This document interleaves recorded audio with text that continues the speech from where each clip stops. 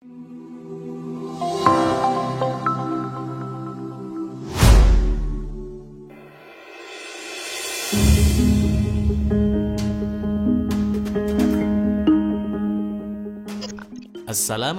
warahmatullahi wabarakatuh.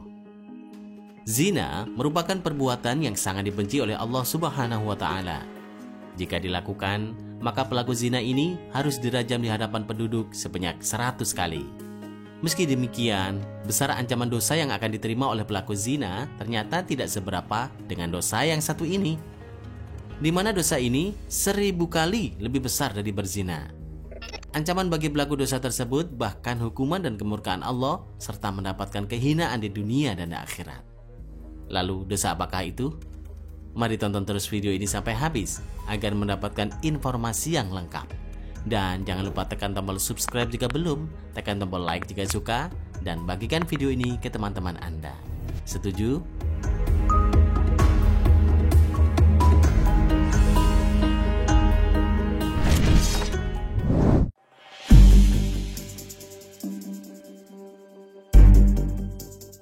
Begitu banyak ayat dalam Al-Quran yang menjelaskan tentang hukuman yang akan diterima para pelaku zina, baik saat di dunia maupun ketika di akhirat.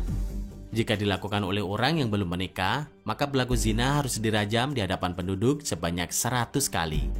Sementara bagi yang sudah menikah namun melakukan zina dengan yang bukan muhrimnya, maka hukumannya dirajam sampai mati. Bahkan dalam sebuah riwayat dijelaskan bahwa Nabi Musa alaihissalam tidak memaafkan pelaku zina karena dianggap sangat hina. Suatu ketika, seorang perempuan mendatangi Nabi Musa alaihissalam. Perempuan tersebut berwajah lesu, berpakaian lusuh, dan tampak padanya penyesalan yang mendalam. Perempuan tersebut meminta kepada Nabi Musa alaihissalam untuk memohon pada Allah agar mengampuni dosa-dosanya yang teramat besar.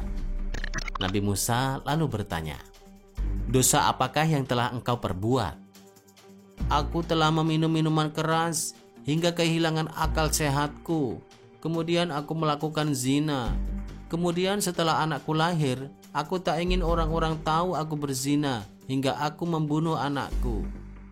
Mendengar hal itu, Nabi Musa marah. Ia lalu berkata, "Pergilah dari rumahku. Aku takut Allah akan segera menimpakan musibah sebagai akibat dari dosa-dosamu."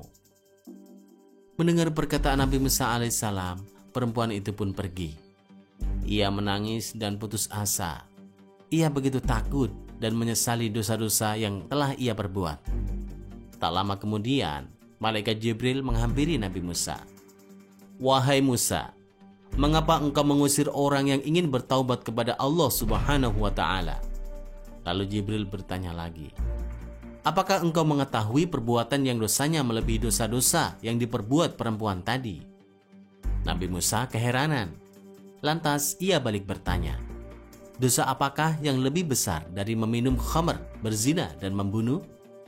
Jibril menjawab, "Orang yang meninggalkan sholat dengan sengaja, maka dosanya lebih besar dari dosa perempuan tadi." Jawab Jibril.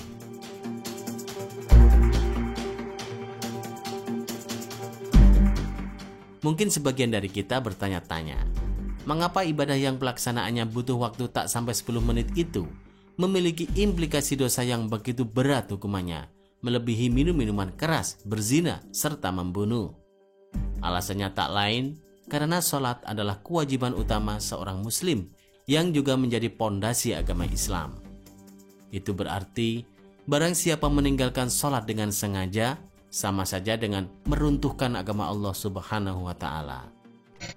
Tidak hanya saat di dunia, hukuman bagi orang yang meninggalkan sholat di akhirat juga sangat pedih.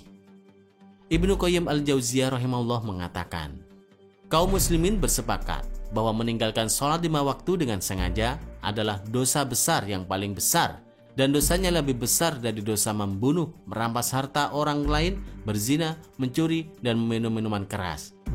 Orang yang meninggalkannya akan mendapat hukuman dan kemurkaan Allah serta mendapat kehinaan di dunia dan akhirat. Rasulullah SAW pernah diperlihatkan pada suatu kaum yang membenturkan kepala mereka pada batu.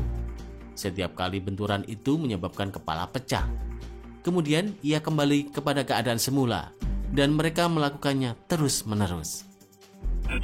Lalu Rasulullah bertanya, "Siapakah orang-orang ini, wahai Jibril?" Jibril menjawab, "Mereka ini orang yang berat kepalanya untuk menunaikan sholat fardu." Hadis riwayat Tabrani.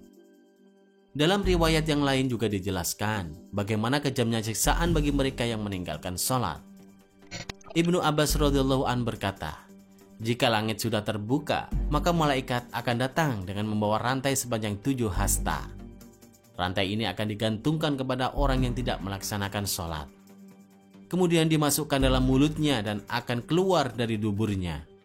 Kemudian malaikat mengumumkan, 'Ini adalah balasan bagi orang yang menyepelekan perintah Allah.'" Hadis riwayat Ibnu Abbas radhiyallahu an.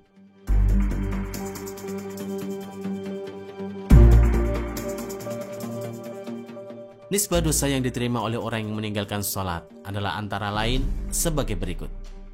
Jika 1 kali meninggalkan sholat subuh, maka hukumannya adalah masuk neraka selama 30 tahun. Sedangkan 1 hari di neraka sama dengan 60.000 tahun di dunia. Artinya, 1 kali saja tidak melaksanakan sholat subuh, maka kita akan mendekam selama 60.000 tahun di penjara. Meninggalkan 1 kali sholat zuhur, dosanya sama dengan membunuh 1000 umat Islam. Dosa 1 kali meninggalkan sholat asar sama dengan dosa meruntuhkan Ka'bah. Dosa 1 kali meninggalkan sholat maghrib sama dengan dosa berzina dengan ibunya jika laki-laki dan berzina dengan ayahnya jika perempuan. 1 kali meninggalkan sholat isya tidak akan diridhoi oleh Allah untuk tinggal di bumi dan akan didesak mencari bumi atau tempat hidup yang lain selain bumi. Semoga kita menjadi orang-orang yang senantiasa mendirikan sholat, melaksanakannya dengan tepat waktu, dengan ikhlas, serta mampu mengajak keluarga lainnya untuk sholat tepat pada waktunya. Tapi perlu diingat, meskipun dosa meninggalkan sholat itu lebih besar daripada zina, bukan berarti zina dianggap remeh. Ada ulama yang menjelaskan bahwa dosa berzina bisa menghapus pahala melakukan kebaikan atau pahala ibadah selama 60 tahun. Sekali Anda melakukan zina, pahala-pahala kebaikan Anda selama 60 tahun lamanya sirna dalam sekejap. Allah Subhanahu wa ta'ala berfirman dalam Al-Quran, "Dan janganlah kamu mendekati zina, karena sesungguhnya zina itu adalah fasya, yakni perbuatan yang keji dan seburuk-buruk jalan, yakni yang ditempuh oleh seseorang." Quran Surat Al-Isra ayat 32. Wallahu a'lam bishawab.